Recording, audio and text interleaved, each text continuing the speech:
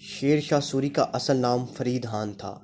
ہندوستان کا حکمران بننے سے پہلے وہ مغل بادشاہ ظہیر الدین بابر کی فوج میں کمانڈر تھے۔ بعد ازاں انہوں نے ہمایوں کو شکست دے کر سوری سلطنت کی بنیاد رکھی۔ اگرچہ شیر شاہ سوری کا عرصہ سلطنت 1538 سے 1545 صرف 7 سال پر محیط ہے، لیکن اس کم عرصے میں ہندوستانی نظام حکومت اور ذرائع رسل و رسائل میں انہوں نے بہت سی اصلاحات کی۔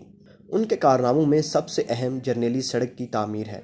ان کے دیگر اہم کاموں میں ملک کے ڈاک کا نظام اور محکمہ مال کو ازسر نو ترتیب دینا، قلعہ روہتاس کی تعمیر، بہت سی باولیاں اور کنویں کھدوانا بھی شامل ہیں۔ شیر شاہ سوری کا انتقال 22 مئی 1545 کو قلنجر کے قلعے کے محاصرے کے دوران بارود کے دھماکے سے ہوا۔ شیر شاہ سوری ہندوستان کے شہر سہرام میں دفن ہے۔ نام منظور ہے تو فیض کے اسباب بنا، پل بنا، چاہ بنا، مسجد و تالاب بنا۔